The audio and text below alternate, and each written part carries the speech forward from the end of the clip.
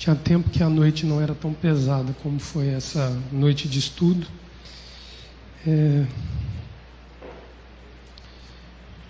Leomar conseguiu traduzir, quando ele falava sobre a Paraxá, que o fato dela ser pequena não diminui ela em nada em grandeza de Adonai para nos ensinar.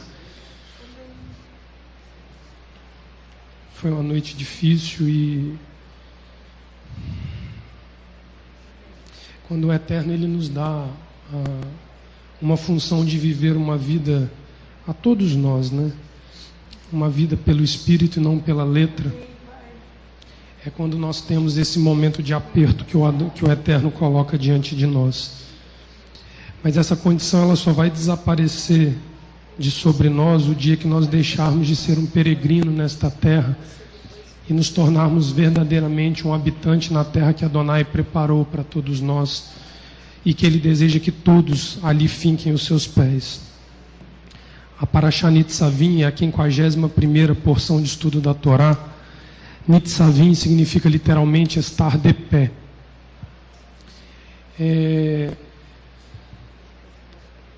Todos os estudos da Torá de hoje até o 54º estudo, Nitzavim, Vayeler, Hazino e Vezot Haberahá, as últimas 4 porções que faltam para encerrar esse ciclo, elas narram as últimas 24 horas da vida de Moshe.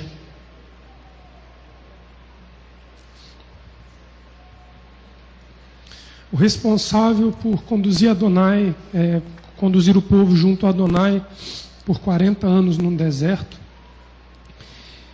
ele aproveita as suas últimas horas de vida para finalizar algo que o patriarca Abraão, 440 anos antes, recebeu de Adonai. E interessante que Adonai ele é tão preciso que essa paraxá ela fala de uma questão de tempo muito peculiar. Ela vai falar do tempo da vida de Moisés, ela vai falar do tempo que temos diante de Adonai para nos ajustarmos a Ele e entrarmos nesta mesma aliança que Nitzavim aqui estabelece. Mas ela também fala de um tempo onde nós nos afastamos do Criador. A Paraxá Nitzavim, ela está sempre intimamente relacionada ao dia de Rosh Hashanah, Yom Teruah, o dia do Ano Novo Judaico, como a pastora falou, que também é o dia das trombetas, são sinônimos. Não existe competição entre se é Rosh Hashanah ou Yom Teruah. Os rabinos tiveram uma inspiração divina quando entenderam o significado do primeiro dia de Tisrei ser o dia do toque da trombeta. O que significa ouvir as trombetas em Tisrei? E aí vem todo o conceito de Rosh Hashanah, expondo para nós aquilo que estava escondido na própria Torá para nós. É a graça de Adonai escondida na Torá, revelada pelos pais a nós, filhos, para que tenhamos o mesmo direito deles de tomar posse da terra. Em relação ao tempo que envolve a vida de Moisés, este dia que ele declara a Paraxá Nitzavim era o dia 7 de Adar, segundo a exegese rabínica. Moisés nasce 120 anos antes, no dia 7 de Adar. O patriarca inicia e termina sua vida exatamente no mesmo dia, completando 120 anos. Se nós pudéssemos, fora o Mashiach, olharmos para a vida de um homem e vermos a envergadura de capacidade que este homem teve de cumprir Torá e viver a Torá na sua essência, não existe outro a não ser Moisés. E esse complemento de ciclo da vida de Moisés, ele é muito perfeito. Ele nasce e encerra os seus dias no mesmo dia, 120 ciclos depois que Adonai deu vida a Moshe. Interessante que quando ali ocorre o dilúvio e Noa sobrevive com seus familiares, o Eterno no capítulo 6 de Bereshit, ele diz assim no verso 3, eu vou ler para vocês: não contenderá o meu espírito para sempre com o homem, porque ele também é carne, porém os seus dias serão 120 anos. Adonai diz, em outra tradução, meu sopro não durará no terroso eternamente. em seu desregramento, ele é carne. Seus dias são 120 ciclos. Moisés é perfeito nesse tempo. Adonai recolhe o profeta de Israel, o patriarca de Israel ali, exatamente na perfeição dos 120 anos de plenitude de uma vida que Adonai estabeleceu em Gênesis no capítulo 6. Nós vamos ver que depois de Gênesis 6, alguns outros homens viveram um pouco mais, mas a humanidade, como via de regra, se limitou a 120 anos. E eu me peguei nessa palavra, não contenderá o meu espírito para sempre, ou na outra tradução, meu sopro não durará no terroso eternamente. E aí eu me lembrei de Rosh Hashanah, pastor. Nós vamos a um ano novo, nós temos que tomar muito cuidado de celebrar um ano novo bíblico do ano novo secular, por dois motivos. Porque a humanidade, no tempo secular, ela celebra um desejo de viver cada vez mais. Enquanto nós olharmos o cunho do ano novo judaico, o homem ali, ele celebra de uma forma contida o tempo de afastamento dele de Adonai. Ele recorda, a partir de amanhã ao pôr do sol, todos nós precisamos recordar que o homem se afastou de Adonai há 5.779 anos. Por isso ele vem ecoando com o toque do shofar, para anunciarmos a nós que nós estamos vivendo um período nos afastando de Adonai com o passar do tempo, e Adonai quer inverter esse processo e nos aproximar dele. Então, celebrar Ano Novo com maçã e mel é desejar sair da condição de forasteiro que vive longe de Adonai e se tornar parte da família de Adonai. E a Parashá Nitzavim, ela vai tratar isso de uma forma muito dura para nós. Porque eu não quero, com isso que eu falei, desencorajar que amanhã haja alegria na casa do Eterno, celebrando o Rosh Hashanah. Mas precisa haver uma consciência de que esses dias que se somam sobre nós, são dias que se somam do nosso afastamento do Criador. E o tempo inteiro ele deseja um retorno. E nós vamos ver Adonai fazendo algo com este tempo que ele controla, que ele faz fundir a cabeça daquele que vive pela razão e pela letra. Nós vamos ver Adonai dentro desta paraxá, dizendo ao povo: Nitzavim, fique de pé, vós que estáis de pé. Ele vai dizer para este povo, e este povo vai concluir uma obra que se iniciou com Abraão, de forma que o tempo para e contempla Adonai confluindo todas as coisas num só ato. Ele junta o passado, o presente e o futuro numa só ação dele, para mostrar que ele não é impedido pelo tempo. A legislação de tempo é lançada sobre nós em virtude da necessidade que nós temos de nos mantermos diante de Adonai. Então nós precisamos de um sistema que nos controla na presença dele. Adonai não se limita a este tempo para ser Adonai.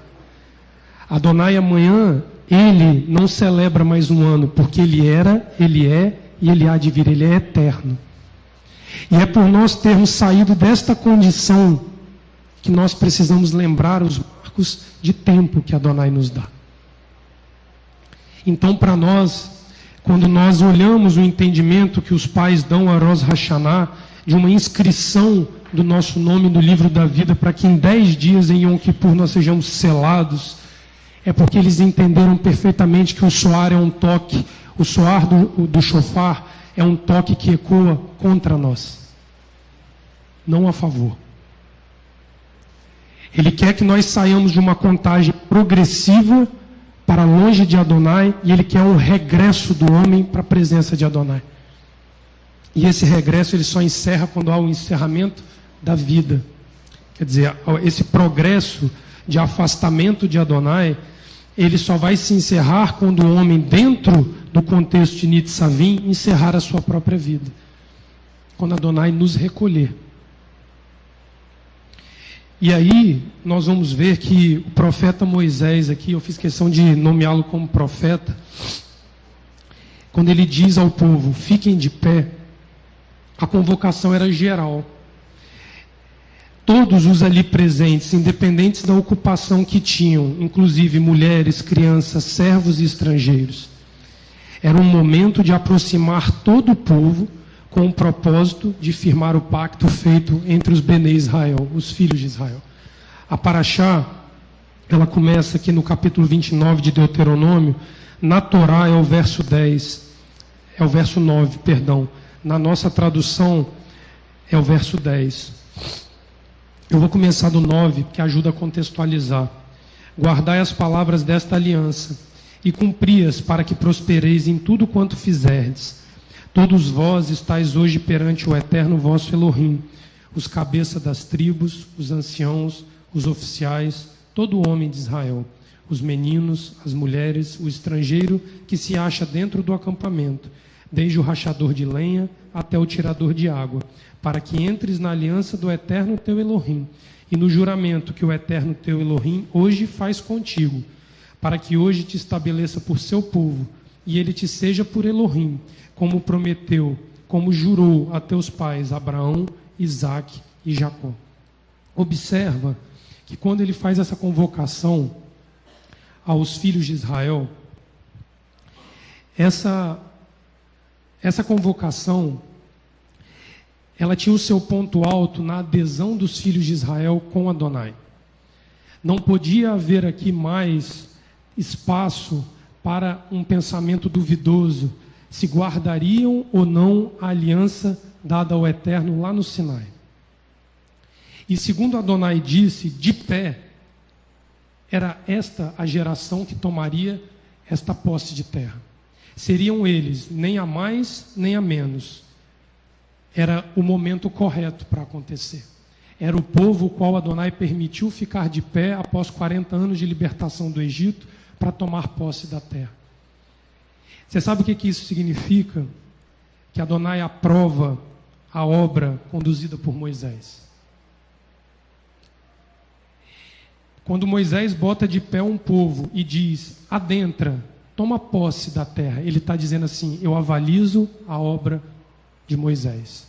Moisés conduziu o povo da maneira a qual eu permiti que ele conduzisse. E esse povo, após uma saída de uma condição de escravo, hoje toma posse de uma terra como um povo na condição de servo.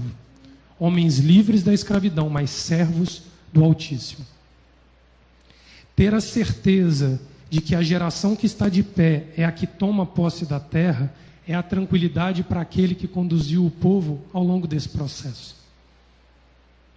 Se o Eterno disse a esta casa que ela fora perdoada, e ela é a única casa judaica desta cidade que tem posse de terra na força de escritura, é porque ele avalizou a obra dessa casa, ele avalizou a condução dessa casa, e ele permitiu que esta geração estivesse tomando posse da terra.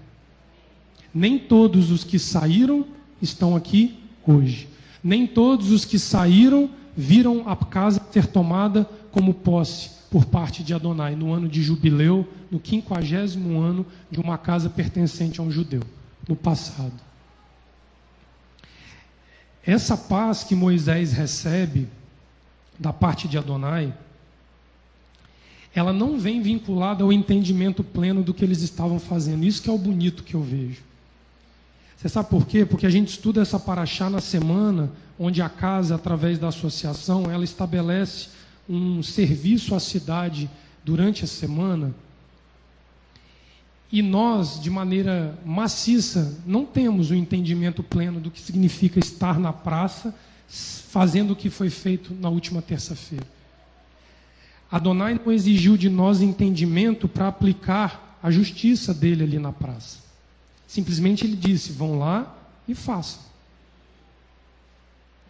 E o controle dele sobre o tempo, com a chuva caindo após a obra realizada, outorga a nós a aprovação de Adonai no que nós fizemos. Não por mérito nosso, mas por obediência e cumprimento daquilo que Adonai nos deu. Se nós olharmos aqui o verso 2 e 4 desse capítulo, 2 a 4, diz assim, Moisés convocou todo Israel e lhes disse, Tendes visto tudo o que perante os vossos olhos o Eterno fez na terra do Egito a Faraó, a todos os seus oficiais e a toda a sua terra. Com vossos próprios olhos vistes as grandes provas, os sinais e aquelas grandes maravilhas. Até hoje, porém, o Eterno não vos deu um coração para entender, nem olhos para ver, nem ouvidos para ouvir. Ele está dizendo, vocês são a geração que tomarão posse da terra, mas o entendimento e a plenitude de sabedoria do que significa tudo isso ainda não é chegado a vós. Quando Moisés ele explica, ele expõe esta palavra aqui aos filhos de Israel, os comentaristas dizem que ele lança 3 vezes a palavra ver. Vocês viram, mas vocês não enxergaram, não viram. Existe uma urgência na ação de fazer, desvinculada à necessidade de entender. Isso significa aderir a Adonai. É a expressão máxima do que significa fé. Tomar posse de terra não requer força bruta nenhuma nossa. Não requer que nós tenhamos um conhecimento e uma sabedoria além daquilo que Adonai nos permite ter. Adonai requeria do povo agora o ato de obedecer. Vocês lembram a Parashá Shelah, Lehá, quando eles perdem esta oportunidade? Ali, se vocês olharem, acho que é o capítulo 13 de Números, a Parashá ali diz que a arca foi colocada de pé à frente do arraial. O único momento onde a arca foi colocada novamente nessa condição é quando Josué cruza o Jordão. Ou seja, lá em Shelah, com a geração que ainda tinha saído do Egito, foi necessário que eles caíssem na terra, porque eles não tiveram a obediência e a adesão suficiente a Adonai de pegar a arca e cruzar o Jordão. Seria a nossa condição se o Eterno tivesse dito assim, celebra lá na praça o que eu estou mandando vocês celebrarem, e nós falarmos assim, não tem recurso, não tem como, vai chover, eu estou trabalhando, e nós darmos qualquer tipo de desculpa, ou pior, fazer como os filhos de Israel fizeram, irmos lá na praça, espiarmos tudo e trazermos péssimas notícias para dentro de casa. Aqui, esta geração está sendo encorajada a agir de uma forma diferente que os pais fizeram. E essa ação, ela transcende a razão humana, porque num único momento onde é evocada a necessidade de obedecer a Adonai e tomar posse da terra, a geração ali presente, ela se une à geração passada e uma geração futura no mesmo lugar e no mesmo momento. Por isso eu disse que Adonai não se prende a questões de tempo. Na Parashá Nitzavim, Adonai ele se apresenta ali como Senhor do universo. Ele ignora os limites humanos impostos pelo tempo e comprova ser Adon sobre o tempo. Por isso, Yeshua lá na frente vai ter a autoridade de Adon do Shabat. É por isso que lá na frente, em prol da vida, ele suspende o Shabat, ele congela o tempo, salva a vida e retorna o Shabat. O mesmo Adonai que na batalha de Josué, ele para o sol. O sol está parado desde que foi criado. Nós não precisamos entrar nesse mérito. A terra que gira. E os engenheiros estão aqui, os matemáticos, sabem qual seria o efeito de uma parada súbita da terra, que gira mais ou menos em torno de 1.400 quilômetros por hora, uma parada súbita da terra. O que aconteceria com os habitantes da terra? E Adonai diz assim, eu parei o tempo. O dia não contou 1 minuto a mais, nem 1 minuto a menos, enquanto ele subjugava os inimigos de Israel. Numa batalha singular na história de Israel. E interessante que quando eu afirmo que ele faz uma aliança com o passado, o presente e o futuro numa mesma ação, nós vamos entender o caráter messiânico de Moisés nesse momento. Porque nós vamos ver Yeshua honrar cada palavra de Moshe. A ação de Yeshua é muito mais ampla que a de Moisés. mas ela em tudo respeita e avaliza a obra de Moshe. Porque Moshe estabelece na terra aquilo que Yeshua estabeleceria nos céus, com a posse da terra.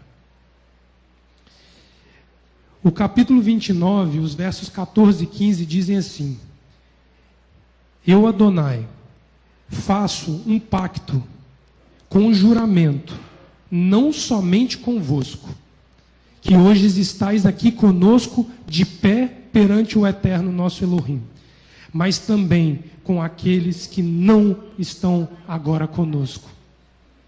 Ele fala do passado e do futuro numa liberdade. É como se ele parasse sobre o universo e visse tudo ao mesmo tempo.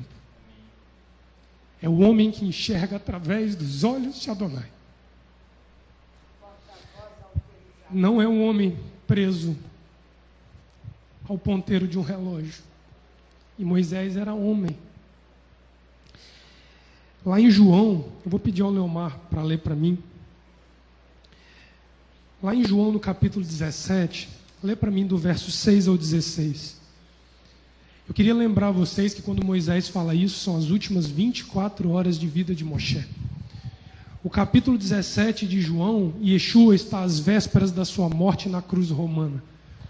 E Yeshua vai orar da mesma forma que Moisés orou ali por aqueles que já tinham conhecido a aliança e aderiram no passado, por aqueles que estavam de pé ouvindo as palavras e por aqueles que viriam aderir a Adonai no futuro.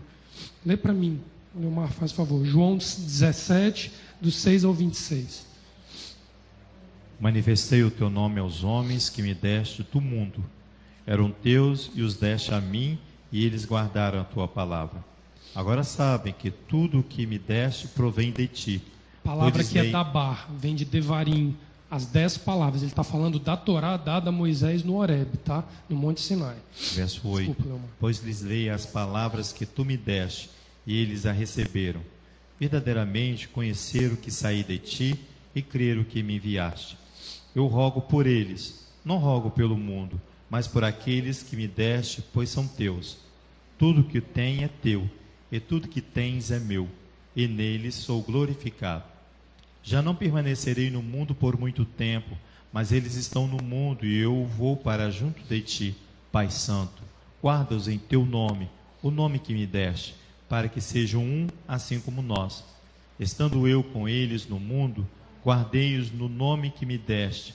Nenhum deles se perdeu, senão o filho da perdição, para que se cumprisse a Escritura. Agora vou para junto de ti, e isto digo enquanto estou no mundo, para que tenham em si a medida completa da minha alegria. Dei-lhes a tua palavra, e o mundo os odiou, pois não são do mundo, assim como eu não sou do mundo. Não peço que os tire do mundo, mas que os guarde do mal. Eles não são do mundo, como eu do mundo não sou. Santifico-os na verdade, a tua palavra é a verdade. Assim como tu me enviaste ao mundo, também eu os enviei ao mundo. Por eles me santifico a mim mesmo, para que eles também sejam santificados na verdade. Não rogo somente por estes, mas também por aqueles que pela tua palavra hão de crer em mim. Esse é o caráter que Yeshua honra em Moshe. Ele não vê nas palavras de Moshe limite para orar por aqueles que só estariam ali naquele momento. Ele engloba todos. E aqui, quando Yeshua faz essa oração, Yeshua está se despedindo de uma habitação provisória e indo para uma habitação de onde ele se originou. E interessante que Yeshua aqui, ele se autoconclama como peregrino na terra. Não sou pertencente deste mundo, volto para o lugar de onde o meu Pai me enviou. Você vai ver que a Paraxá trata esse caráter messiânico aqui o tempo inteiro. Porque você vê Yeshua dizendo, eu estou no mundo, mas eu não sou do mundo. Os teus filhos, que ali ele chama de meus, que Yeshua toma para eles, os seus discípulos. E os discípulos de Yeshua são caracterizados pelo quê? Aquele que tem os meus mandamentos e os guardas, este é o que me ama. E ele está falando aqui da Torá. Então os cumpridores da Torá, os que aderem firmemente à Torá, Yeshua trata eles da seguinte forma: eles estão no mundo, mas não pertencem também a este mundo. Mas peço-vos que não os tire do mundo, mas que os livre do mal. Porque Yeshua sabia que cedo ou tarde eles seriam retirados do mundo.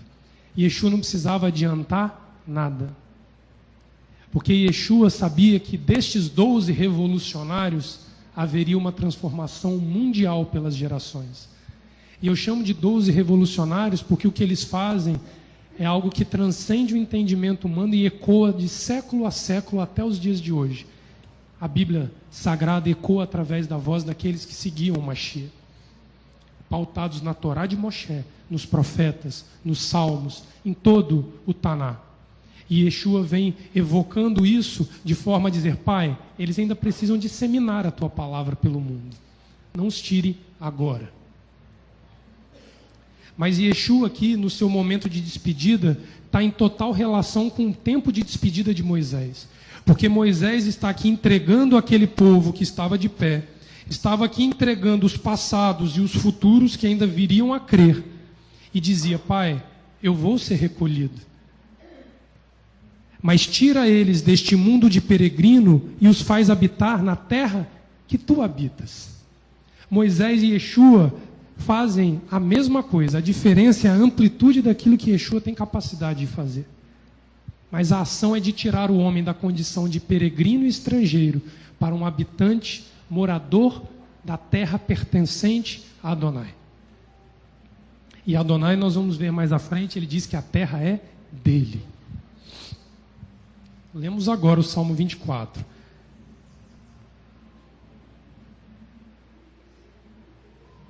O Eterno vai além, porque ele vai dizer daqui a pouquinho que Sião pertence a ele. O que Moisés estava fazendo ali era estabelecer no mundo físico as palavras de Adonai lançadas no reino espiritual, de que haveria um retorno por peregrino. O peregrino teria condição de se achegar àquele local ao qual ele nunca teve a oportunidade de habitar de maneira plena. Porque vocês vão de convir que quando Yeshua diz não ser do mundo, ele está ali dizendo que o tempo dele é curto. Ele viveu 33 anos. Moshe viveu 120.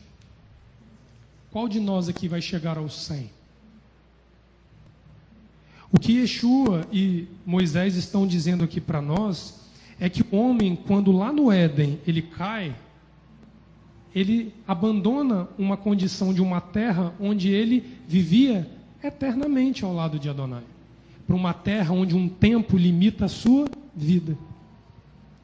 Um cronômetro chamado pecado corre contra o homem o tempo inteiro. E interessante que quando nós estamos falando da questão de que foi no Éden a perda da habitação perene, quando nós olhamos o Rosh Hashanah, é uma contagem dos ciclos de vida do homem desde que ele foi criado no Éden. Por isso, o tempo, ele nos acusa. São 179 anos da humanidade desviada da presença de Adonai. E o que Adonai faz agora é, volta à condição primária. A posse da terra de Israel para o homem, ele tinha o sentido do que nós podemos chamar de salvação. Habitar a terra é encontrar em Adonai salvação. E saber que este mundo é um mundo onde nós viveremos durante um tempo, mas existe uma promessa de eternidade para os que aderirem ao pacto de Adonai. Não há como dizer que Yeshua desprezou Moshe ou que Moshe não é um com Yeshua nas suas palavras, em nada. Nada. Se nós fôssemos abrir Hadashá dessa porção, é um dos textos mais complicados com a questão do entendimento cristão, onde diz assim, porque Yeshua é o fim da lei. É o texto de Romanos, acho que 10, verso 3 ou 4. Ali é fim como propósito, não fim de encerramento da lei. Por isso que ele e Moisés não brigam. Moisés via o Messias, muito antes que qualquer um de nós teve capacidade de enxergar. Quando eu disse que eles se remetem ao passado, Abraão ali quando é chamado, qual é o movimento que Adonai faz com Abraão? sai da tua terra, sai da tua parentela e vai para a terra que eu te mostrar. Ele já desde o início, ele mostra uma transição de habitação entre o homem e a verdadeira habitação que Adonai deseja que o homem tenha. E Abrão faz aquilo como um autômato. Eu acredito que Abrão também está aqui nessa mesma condição. Não tinha pleno conhecimento do que Adonai faria. Mas ele promete a Abraão que em ti, na tua adesão, seriam benditas todas as famílias da terra. Ele já falava daqueles que viriam a crer neste pacto feito com Abraão, que é concluído ao pisar na terra pelo povo de Israel. É uma forma de adoção proposta à humanidade que se revela na forma de posse de terra. Porque ele só dá direito à posse de terra àquele que é herdeiro do Pai.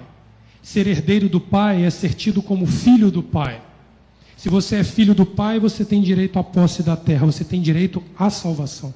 Se você não é filho do Pai, você não tem direito sobre a herança que ele deixa na forma de salvação. Leomar está lembrando, esse entendimento só vem quando celebra-se o Shabat. Isaías capítulo 56. Quando ali ele diz assim, Nitzavim, a palavra Nitzavim no hebraico ela deriva do verbo natsab, que significa permanecer em pé, estar colocado ou ser estabelecido. Nitzavim evoca a ideia de algo que já está determinado, não pode ser desfeito. Nesse caso da Paraxá, o povo que ali ouvia Moshe foi estabelecido como aqueles que fariam a promessa cumprida. Uma situação semelhante como essa pode ser vista lá em Gênesis capítulo 18, verso 2. Quando ali Abrão olha para a entrada da sua tenda e vê 3 homens na forma de anjos, a palavra diz assim, que os 3 homens estavam de pé à frente da tenda. A destruição de Sodoma e Gomorra não tinha recurso. Estava pré-estabelecida. Não havia como suplicar por Sodoma e Gomorra. Porque eles ali já estavam estabelecidos numa condição que não havia volta. E o que Abrão faz? Se tiver 10, tu destróis? Não. Se tiver 5, vai destruir? Não. E se tiver 1, vai destruir? Não. Sodoma e Gomorra não achou ninguém ali dentro. Estava estabelecido nos céus a destruição. Quando Adonai ele bota algo e ele estabelece algo na condição que significa Nitzavim, Natsab, não tem volta. É um estabelecimento perpétuo. Israel ali toma posse da terra de maneira perpétua, não tem volta. Aquele que se lança a guardar os mesmos mandamentos que a nação de Israel foi ordenada a guardar, quando ele adquire esta posse da terra e Adonai o estabelece de pé nela, não tem volta para ele. Ele já deixou para trás o direito de escolher o que fazer da sua própria vida. Por isso que o verdadeiro servo de Adonai não tem direito a livre-arbítrio. Cuidado quem flerta com o livre-arbítrio, porque se você faz uso dele, significa que você ainda não aderiu plenamente a Adonai. O livre-arbítrio é um direito daquele que ainda está na dúvida se serve ou não a Adonai. Por favor, pastor. Olha só, Léo, eu entendo que todas essas coisas são uma escolha nossa. Amém, pastor. Nós escolhemos isso. A Bíblia fala sobre Moisés de uma forma muito linda lá em Hebreus capítulo 11. Amém, pastor. Que ele vai aqui, no versículo 25, fala que ele escolhe ser maltratado com o povo de Elohim. Amém. Olha aqui no versículo 23. Pela fé, Moisés, logo ao nascer, foi escondido por seus pais durante 3 meses, porque viram que o menino era formoso e não temeram o decreto do rei, esconderam o menino. Amém. 24. Pela fé, Moisés, sendo já um homem, ele recusou ser chamado filho da filha de Faraó. 25. Escolhendo antes ser maltratado com o povo de Elohim, do que por algum tempo ter o gozo do pecado, de viver no Egito. 26. Teve por maiores riquezas o opróbrio do Machia. a vergonha que o Mashiach passou, e humilhação e desprezo pelos homens, ele escolheu isso. Então, por isso que eu estou falando, é uma escolha nossa, não escolher as grandezas do mundo e nem as grandezas do Egito, simbolizado aqui pelo Egito, do que os tesouros do Egito, porque ele tinha em vista a recompensa. Esta salvação expressa na forma de posse de uma terra. De uma terra. A senhora nos ensinou há poucos dias que a casa, como pessoa jurídica, foi perdoada. Cabia a cada um de nós agora seguir o exemplo da casa e tomar posse desta mesma terra que a casa teve direito. E tem que validar isso ano a anualmente. ano. Por isso Yeshua diz, não os recolha agora, porque existe um ciclo vital que nos rege ainda, mas que vai ser vencido quando o homem morrer e entregue ao Pai. Aí ele sai de cima dele este cronômetro que corre contra ele. Por isso que é uma validade parcial, ela não é total. Você tem, mas ela tem que ser renovada. Todo ciclo. E interessante que essa renovação, pastor, ela não é feita numa festa agrícola.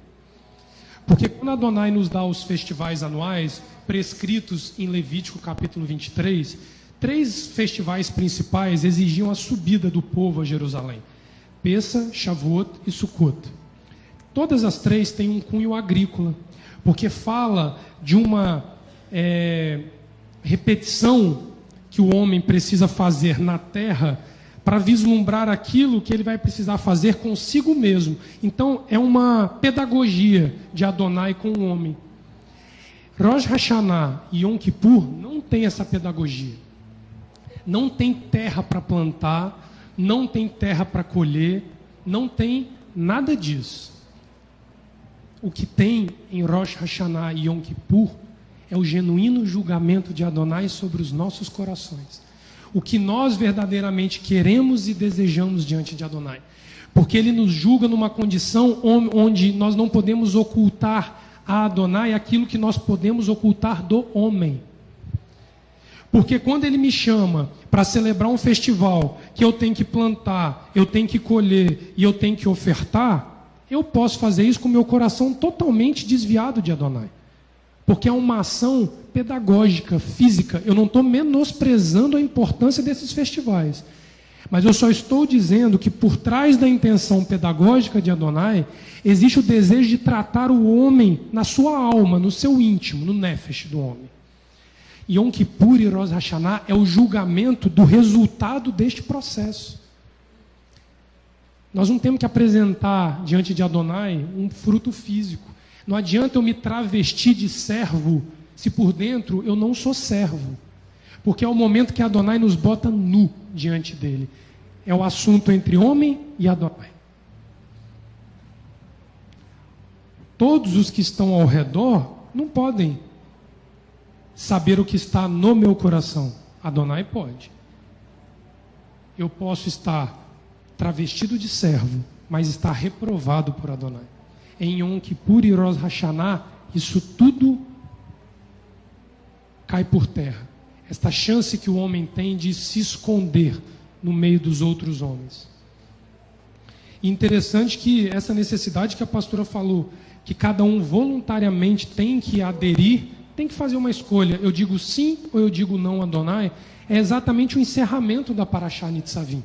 Ele resume toda a exortação dele no último dia de vida, dizendo assim: eis que ponho diante de ti a vida e a morte. Escolhe a vida, para que te vá bem. Ele ainda te dá um empurrão para o lado melhor. Ele encerra o discurso de Nitzavim dizendo: eis que ponho a bênção e a maldição, a vida e a morte. É a tal escolha que em Rosh Hashanah nós somos obrigados a fazer. Nós não temos escolha. É como se Adonai parasse diante de nós, cruzasse os braços e dissesse: e aí, Leonardo, é vida ou é morte? Quando nós escolhemos a vida e ele nos aceita pela sinceridade daquilo que apresentamos a ele, ele vai no livro da vida e faz assim, ó: Leonardo. 10 dias depois, ele bate a chancela e sela o meu nome lá e diz: está escrito no livro da vida. Do dia seguinte em diante, começa tudo de novo. Tudo de novo. Por isso existe o ano novo civil, que é essa contagem de Adão até os dias de hoje, que é o julgamento de Adonai para com o homem, para que Adonai julgue aquilo que nós fizemos no ciclo que iniciou em Nisan, em Pessa, porque ali tem o ciclo agrícola. Ali começa a pedagogia de Adonai e o trabalho de Adonai conosco. O Léo falou isso semana passada. Passando-se as festividades agora, começa a oração pela chuva, aí vem a chuva, o monte lá em Israel vai congelar, depois de congelar vai degelar o monte, os rios vão encher e a terra vai se tornar fértil. É este processo que não há escape para nós e que conflui em Rosh Hashanah e Yom Kippur. Não tem para onde correr. Essa questão que eu falei que Yeshua considera-se, assim como os seus discípulos, não participante deste mundo, Moshe, aqui no capítulo 29, verso 16, ele diz a mesma coisa. Olha o que ele vai dizer aqui. Vós mesmos sabeis como habitamos na terra do Egito e como passamos pelos meios das nações que atravessais. Ele conta aqui diante de Israel novamente a sua história como habitante peregrino do Egito, mas depois com o direito e a oportunidade de adentrar a terra que lhes foi prometido. É isso que eu acho a grande beleza de Adonai. Moisés fala aqui, ecoa até Yeshua, e Yeshua expande isso de uma forma que alcança a toda a humanidade. Nós somos indesculpáveis diante de Adonai, de negarmos que nos foi dado o direito de tomar posse de uma terra, de adquirirmos a salvação das nossas almas. Por isso, aquela parábola que há uns estudos atrás eu compartilhei com vocês, que Yeshua pagava o mesmo salário independente do tempo de trabalho do trabalhador, é porque o resultado final é a salvação. Se eu trabalhei 1 ano e eu adquiri, pastora, eu adquiro a mesma salvação de quem está há 21 anos lutando por ela. Porque o valor ele é inestimável desse bem. É 1 dia de trabalho. É o salário de 1 dia de trabalho. Se nós olharmos ali, ele fala de um salário diário do trabalhador.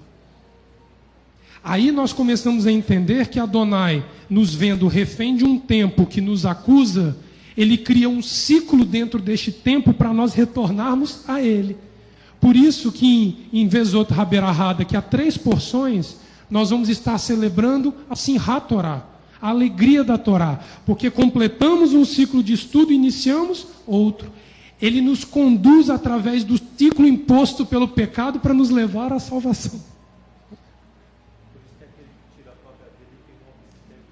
Exatamente. Por isso que é considerado a todo suicida como aquele que não terá direito à vida eterna, porque ele interrompe um tempo do qual ele não é soberano sobre ele. Nós temos que aprender a aceitar a morte de forma natural. Vocês vão ver aqui que Moisés, ele sobe vagando o Monte Nebo, sem saber o que ia dar dele. Aí os rabinos ficam numa discussão. Moisés morreu, ele fez a cova dele, ele se enterrou na cova já sabendo que ia morrer, para poder saber que o corpo precisava ser enterrado. Outros dizem, Josué foi e enterrou Moisés. Lá em Judas diz que o corpo de Moisés foi disputado entre céus e inferno, pelos anjos e pelos demônios. Judas, acho que é versículo... Judas só tem um capítulo, né? Acho que é versículo 10, 12, alguma coisa assim. Como é que a gente retira de Adonai o direito sobre esta vida? O único direito que nós temos é o direito de dizer sim ou não a Adonai. E existe uma data específica do ano para isso. Rosh Hashanah e Yom Kippur. São 10 dias que nós temos para isso. E vocês querem ver uma coisa que eu achei interessante? Moisés não morre no dia 7 de Adar, como eu falei. Israel pranteia 30 dias por Moshe. Então o pranto por Moisés acaba no dia 7 de Nisan. Josué passa pelo arraial e diz assim, ao passo de 3 dias entraremos na terra. os mesmos 10 dias que nós temos diante de Adonai, de refletirmos sobre toda esta questão de posse da terra e salvação, os filhos de Israel tiveram, após a morte do patriarca, de vir de um luto. E lembre-se que o mês de Elu, ele é o nosso mês de luto, e nós estamos encerrando ele amanhã ao pôr do sol e celebrando um novo mês. Nós temos os mesmos 10 dias que Israel teve, pastora, para estar de pé e tomar posse da terra. Coincidência?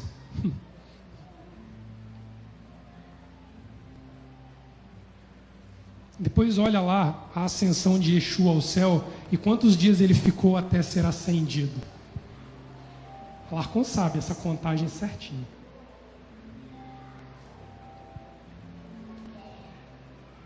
Yeshua, quando ele olha para a humanidade, ele sabia que não caberia a humanidade em Jerusalém. Toda ela. Você imagine se hoje 6 bilhões, né? O mundo hoje está com 6 bilhões de pessoas. Imagina se os 6 bilhões resolvessem subir a Adonai em Sião. Fisicamente seria impossível. Mas existe uma coisa interessante, pastor, que eu aprendi nos Salmos de degraus, que nós temos que subir mesmo assim. Sabe por quê? Porque os Salmos de degraus vão nos ensinar a sair da condição de peregrino para habitante provisório da terra de Sião. Provisório. Porque o nosso descanso não é aqui. E aí nós vamos entender o que Jeremias capítulo 51, verso 50 gritou para nós há 22 anos atrás: suba Jerusalém ao vosso coração. Os salmos de degraus, eles são salmos compreendidos entre o número 120 e o 134. O salmo 120, nesta subida do peregrino a Jerusalém, ele diz assim, deixa eu abrir lá no salmo 120.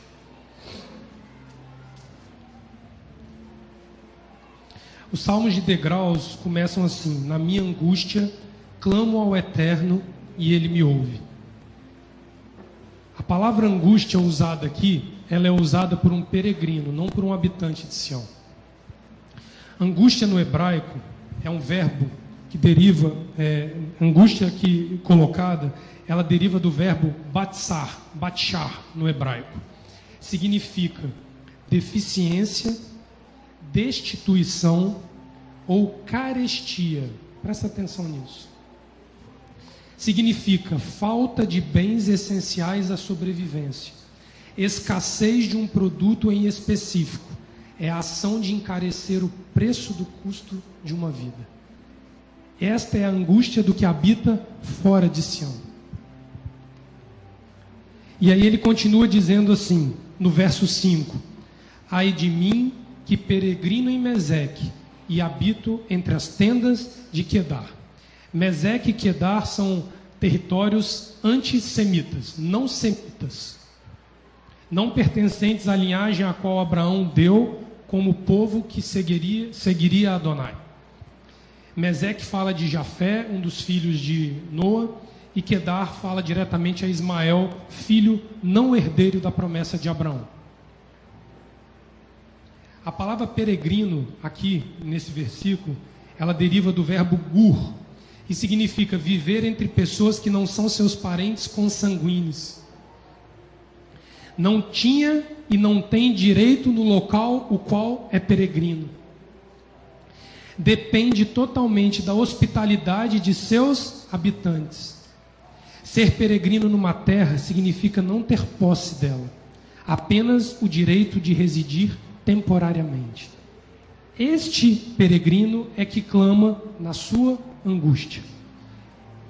Eu me considero um peregrino, um angustiado diante de Adonai, querendo habitar a terra de Sião. Isso daqui é para nós. É a nossa condição de apartados da promessa de Adonai, buscando o direito de ser enxertados na promessa dada a Abraão. Romanos capítulo 11.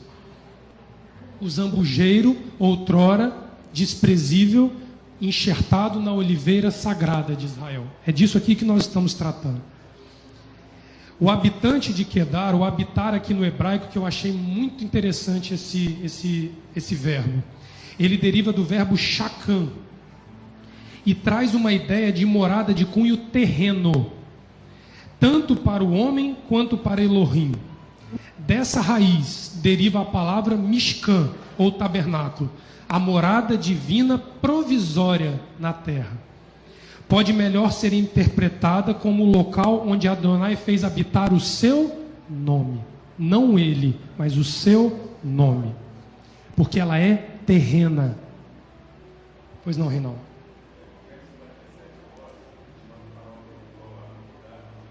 Sim? Perfeito. Gênesis 47, o Reinaldo está lembrando a pergunta de Faraó a Jacó, quantos são os seus anos de vida? Ele diz, os tempos das minhas peregrinações, né? Ele se coloca como aquele que não se permite habitar provisoriamente em lugar nenhum. Ele quer habitar num lugar definitivo. É a nossa condição.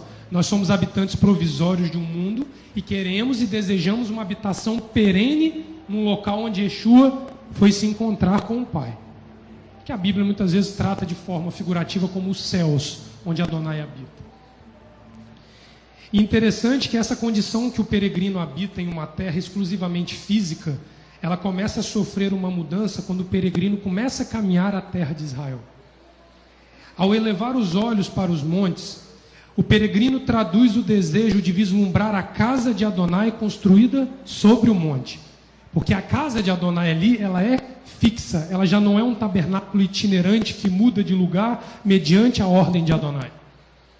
Ele já vislumbra a possibilidade de ter um lugar onde ele se estabelecerá pacificamente diante do Criador. Então, quando nós cantamos Shir Lamaalot, eleva os olhos para os montes, de onde me virá o socorro? É o início do Salmo 121. É o peregrino indo em direção à terra de Sião, procurando a habitação de Adonai com os seus olhos. Porque quando ele avistar a habitação de Adonai, ele vai começar a ver que o seu trajeto até lá está acabando. O sofrimento e a angústia de viver numa terra onde depende da hospitalidade dos que são donos da terra, acaba. Porque você entra na hospitalidade de Adonai. Numa tenda que Abraão considerou para si como hospitaleira a todos os povos.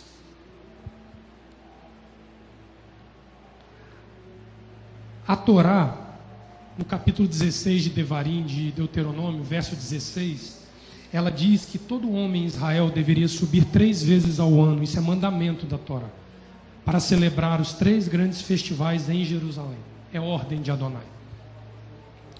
Mas quando nós entendemos que o nosso coração, antes de mais nada, precisa subir a Jerusalém, o desejo de habitar na terra que representativamente é a morada de Adonai, ela precisa vir antes do nosso desejo de querer habitar fisicamente Sião.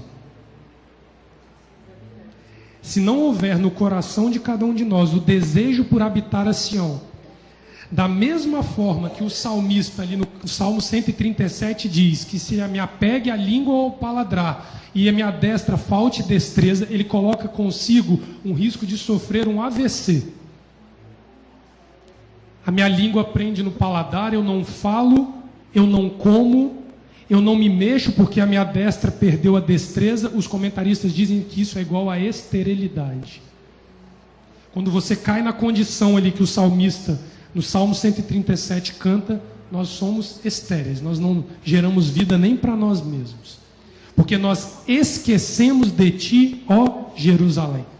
E observa que dentro de uma terra como a nação de Israel, ele separa um monte, para que neste monte o homem olhe e diz, se eu me esquecer de ti, ó Jerusalém.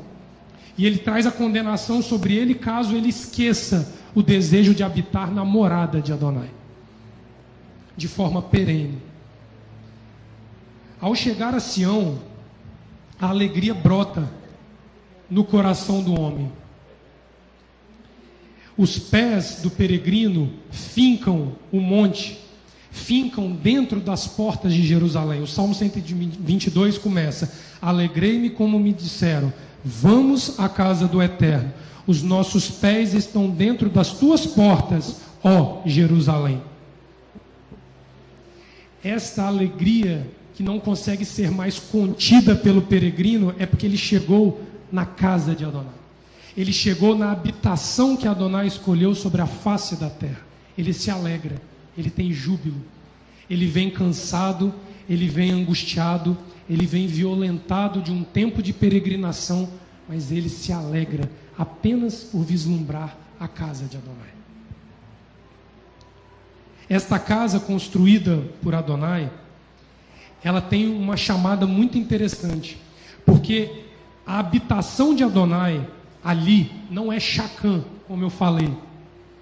Existe uma outra palavra traduzida por habitar, que é usada no Salmo 123, que traduz exatamente o desejo do peregrino. Quando o peregrino pisa na terra, quando o peregrino visualiza o templo, a casa de Adonai, os muros de Sião, o peregrino, ele sabe faz o quê? Olha o Salmo 123. A ti que habitas nos céus, levanta os olhos. Ele entende que aquilo ali era uma figura da habitação que Adonai tinha preparado junto a ele. Então, quando ele olha para a casa, Leomar, ele não fica contemplando a casa. Ele olha a casa e diz: a ti que reside e habitas nos céus. Ele reconhece o plano divino de salvação numa vida eterna para o homem. Somos nós.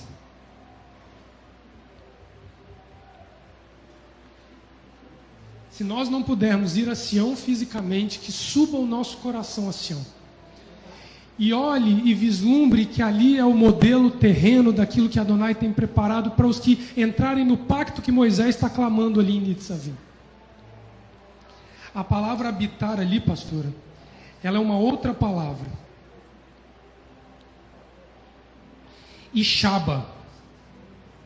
Vem de um verbo ishabar, totalmente diferente. Significa permanecer ou assentar-se. Esta é a habitação que o salmista no 123 ele clama. Ele tem uma ideia de habitar num local definitivo para morar. Ele é usado largamente nas escrituras para se referir à habitação celestial de Adonai. Não é utilizado para falar da habitação física, exceto quando ele diz que eu habito em Sião. A única exceção que Adonai faz para usar o verbo que caracteriza a sua habitação celestial é quando ele a aplica por poucas vezes nas escrituras, quando ele se refere a habitar em Sião. Tamanha é a importância que até fisicamente esta cidade tem para nós. É como se ele estivesse dizendo assim: se eu fosse habitar a terra, é ali que eu me assentaria o meu trono para habitar. Mas o Messias vai assentar ali. Ele bota o representante dele assentado na terra a qual ele desejaria assentar, se ele habitasse na terra. Esta referência nós podemos ver aqui no Salmo 132, que faz parte dos Salmos de degraus, no verso 13, quando ele diz: porque o Eterno escolheu a Sião e desejou-a para a sua habitação, dizendo: este é o lugar do meu repouso para sempre, aqui habitarei, pois o desejei. É a vontade suprema de Adonai. E que este peregrino, ele consegue traduzir através da visualização daquilo que ele enxerga no plano físico, do que Adonai espiritualmente desejava fazer a todos os que não habitavam em Sião, que são alheios ou são estrangeiros a Sião. Mas uma coisa eu me lembrei, que nós estamos vivendo o período de Rosh Hashanah e Yom Kippur. Rosh Hashanah e Yom Kippur existe uma explicação rabínica que diz: somos inscritos em Rosh Hashanah, no livro da vida, e selados em Yom Kippur. Isso é algo muito importante para nós. Mas, quando nós olhamos os pais estabelecendo isso como uma boa tradição para nós, eles têm todo o fundamento no que a Torá nos ensina sobre posse de terra para eles lançarem uma palavra como essa. Eu estava estudando essa questão da posse da terra e eu esqueci que no capítulo 26 de Bamidbar, de Números, ocorre um arrolamento. Todos os homens de 20 anos para cima, aptos para a guerra, deveriam ser arrolados. Arrolar é botar o seu nome escrito em algo, porque vai ser cobrado a sua presença quando for convocado. Então a posse da terra por Israel foi precedida de um arrolamento. A vida eterna para nós é precedida de um arrolamento divino com o nosso nome. e que tem prazo de validade, que precisa ser renovado anualmente. Não estamos aqui defendendo a teoria de que uma vez salvos, para sempre salvos. Isso é trabalhado na nossa vida, ciclo após ciclo, para que nós nos mantenhamos naquilo que Adonai nos deu, que é a promessa de salvação, simbolizado por um livro, o qual ele escreve o nosso nome.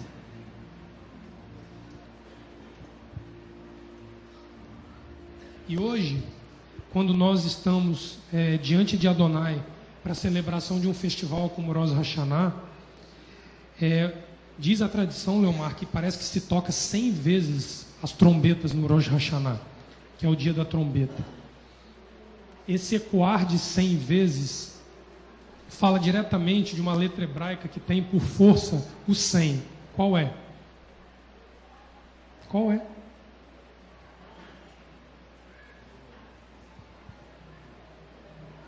Existe uma letra hebraica que trabalha esse conceito e que ela, acima de todos, ela fala para nós de um tempo o qual Adonai vai se estabelecer sobre nós.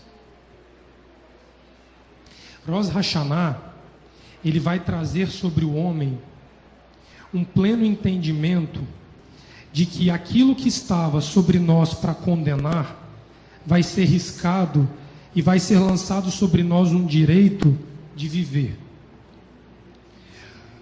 O Rosh Hashanah, ele marca outras duas questões muito importantes. O Yovel e o Shemitah. Eu não sabia disso. A contagem dos anos shabáticos de 7 anos e os 50 anos de contagem, eles são marcados a partir de Rosh Hashanah. Ele não é contado de Nisan, como todas as outras datas, elas são contadas. Eu tenho para mim que quando o Eterno ele traz isso para nós, ele está querendo traduzir no nosso entendimento que libertação, que retorno, que devolução, que sair de uma condição e entrar em outra, porque se você olhar, o escravo era liberto, a terra era devolvida ao seu original dono, dívidas eram perdoadas. Tem todo o peso e o contexto que Rosh Hashanah e Yom Kippur trazem para a gente.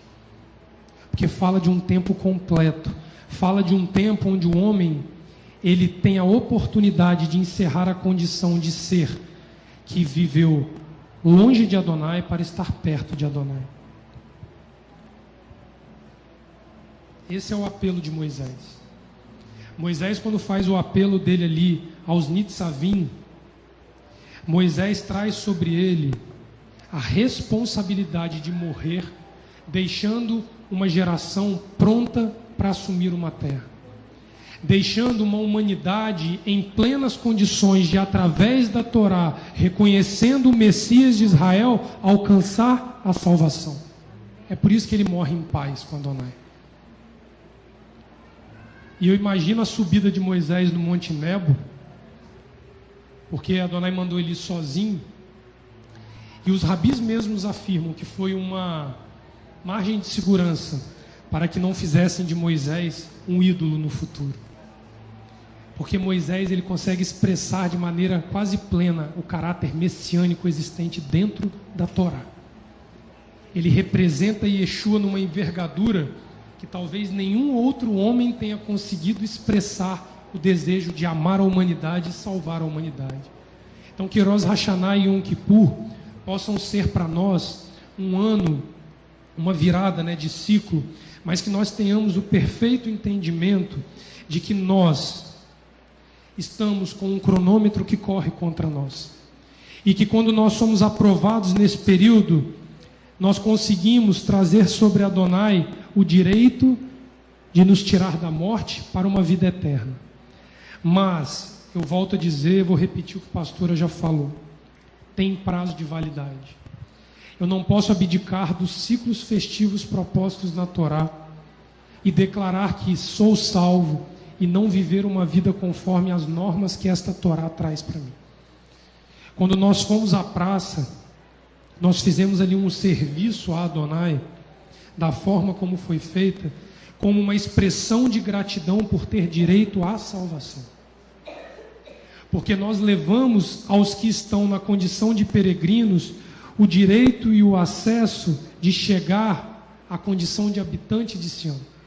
Só que o nosso problema é a nossa ignorância de achar que nós vamos fazer isso de uma forma inicialmente explícita. Eu falei, acho que foi com o Felipe no dia do evento. Foi isso, Felipe, que a gente estava conversando? Eu falei assim, muito tolos somos nós que achamos que o Eterno nos daria uma casa como essa e nos daria um ciclo onde nós estaríamos celebrando os festivais em praça pública. Nós precisamos primeiro demonstrar amor com os que não conhecem Adonai, para depois termos a oportunidade de dar a eles o acesso à presença de Adonai que um dia nós tivemos. Não é com a violência de um religiosismo imposto na forma de uma santidade farisaica, hipócrita, que nós vamos conseguir ajudar a remir a vida de ninguém. Porque a Bíblia diz no Salmo 49 que a alma do homem é caríssima e nós esgotaríamos todos os nossos recursos e não conseguiríamos salvá-lo. É ignorância pensar que nós vamos chegar de bate-pronto numa praça tocando chofar e celebrando os festivais e seremos aceitos sem ter prestado um serviço a esta cidade. Que o Eterno possa muito nos abençoar, nos entregar um período de Techuvá, como é chamado os 10 dias entre Rosh Hashanah e Yom Kippur, pacífico diante dele. Que o Eterno possa nos dar o direito de adentrar a terra e de tomar posse dela, como algo que nós não podemos abrir mão. Que o Eterno possa nos abençoar neste Shabat. Vou reforçar o convite da pastora, convite com força de convocação para a palestra do Meliponário, que terá aqui à tarde às 14 horas, e amanhã a celebração de Rosh Hashanah às 18, não é isso? Leonardo, 18 horas, não é isso? Nós queremos lembrar também que Deuteronômio capítulo 16, verso 16, na convocação da apresentação dos homens a Adonai, Amém. Ele diz que nenhum de nós poderemos apresentar de mãos vazias. Amém. Então lembrar a todos que amanhã nós precisamos ofertar ao Eterno por mais um ciclo de vida que Ele dá oportunidade para nós encerrarmos mais um período. Eterno Elohim de Abraão, de Isaac e de Jacó, toma para ti a nossa vida neste Shabat e faz conforme a tua vontade. Não nos faz ignorantes quanto ao teu projeto de salvação para a humanidade, para que nós aprendamos a servir, amar e, Pai, trabalhar para o benefício do que está ao nosso lado e não para nós mesmos. Faz-nos alijar do nosso eu, do nosso ego, do nosso desejo pessoal de ser ou querer alguma coisa. E ensina-nos, ó Pai, a trabalhar em benefício de uma vida que não te conhece, de muitas vidas que não te conhecem. Abençoa-nos neste Shabat, dá-nos agora uma refeição pacífica, uma refeição festiva e agradável diante de Ti, para que nós possamos comer e encerrar, Pai, o Shabat de maneira gloriosa diante da Tua presença. Nos abençoa, nos guarde e nos proteja neste Shabat. É o que te pedimos em nome de Yeshua, o nosso Messias. Amém.